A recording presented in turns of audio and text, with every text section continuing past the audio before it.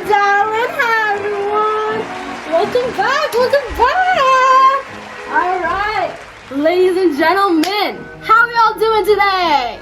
Yes, that is what I like to hear. I am your host, Marjorie McMansion, and welcome back to the Today Show. All right. Throughout this show, we have never been able to experience the marvel of scientific prowess that leads our country. I believe that we fail to appreciate the knowledge, time, and perseverance that is put into making our country better and better every day. The credit of our presence and success in the Second World War can only be devoted to the brilliant minds that led us to victory. So today, I would like all of you in the audience to give your appreciation to the scientists that have shaped our nation's history and give a round of applause for the Today Show's special guest, Dr. Chien, Shiung, woo! Hi everybody! Hi Marjorie! Hi Miss Wu, Dr. Wu! It is an honor to meet you, ma'am! Yeah, glad to be here. Thank you so much for being on the show. We're excited to have you tonight. Alright, let's take a seat, please. Want to start off with, how about you tell us where you grew up? Well, I was born in 1912 in a small town near Shanghai. I had a pretty unusual childhood and educational opportunities because I had parents who encouraged me to pursue my interests. I had an especially close relationship with my father, who was a believer in gender equality.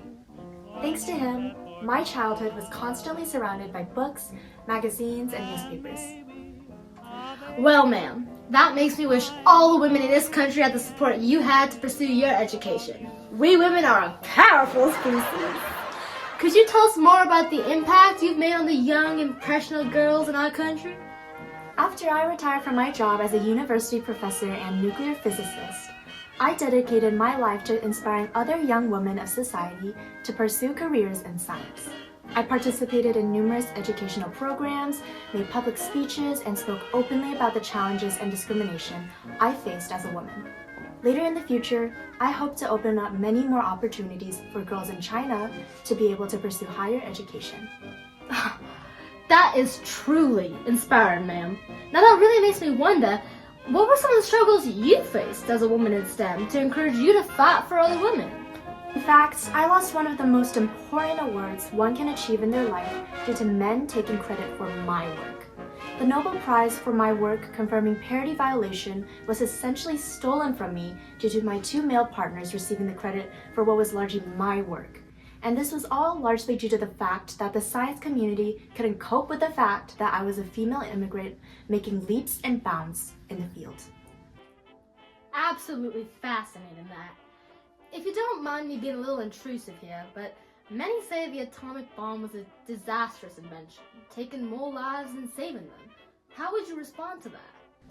I take no offense to that statement, as it's partly true. The atomic bomb did bring much death and disaster in the wake, but what people often overlook is the desperation our country was facing during the war. We were supposedly neck and neck with Germany on building the bomb. It was a them versus us situation, and we had to choose our country above all else, like any other upstanding citizen would. Now, the way that our government used the bomb is not something I would necessarily approve of. War has consequences. For me, that was never being able to go back and see my family in China due to the political disaster and having to live with the creation of a device powerful enough to set a country on fire.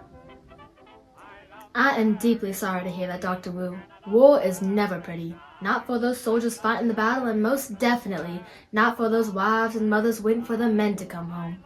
Now let me ask you, in what way do you think you've contributed to our nation's history?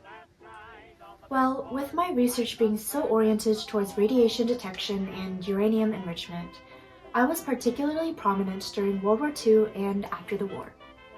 With the Manhattan Project taking the lead in the 1940s, intense scientific collaboration and the race to develop nuclear weapons were underway, and my research contributed to that.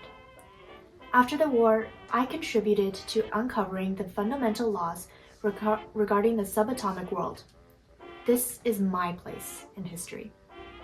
Well, folks, don't leave us quite yet. We'll be right back after this commercial. I'm a very lucky boy. I've got a Tootsie Roll Pop. And I'm a very lucky girl. I've got a Tootsie Roll Pop.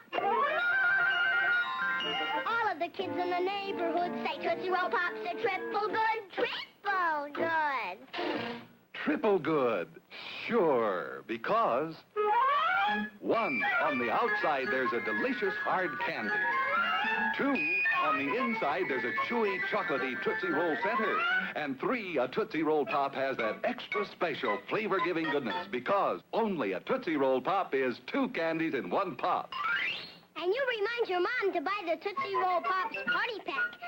10 delicious pops in assorted flavors. And look, there's a gamer puzzle on the back, too. So remember, all of the kids in the neighborhood say Tootsie Roll Pops are triple good. Triple good. You'll love Tootsie Roll Pops.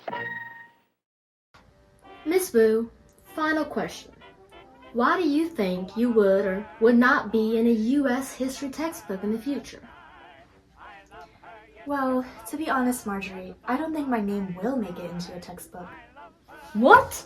But you've discovered, disproving the law of conservation of parity in nuclear physics, demonstrated that identical nuclear particles do not always behave the same way during beta decay, which is named the Wu experiment after you, attended numerous prestigious universities, and helped young women find their place in society. And you're telling me you wouldn't even be included in a history textbook?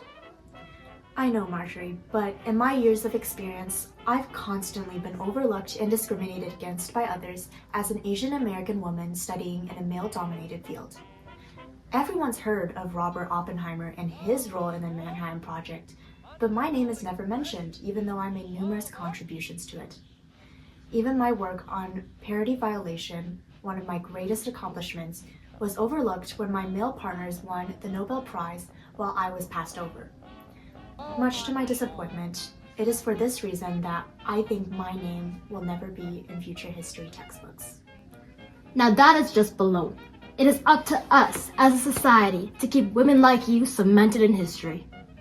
Well, we thank you for your time today, Dr. Wu. It was a pleasure to get to know you. As you, Marjorie.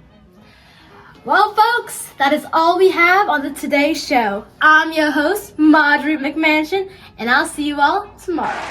Bye!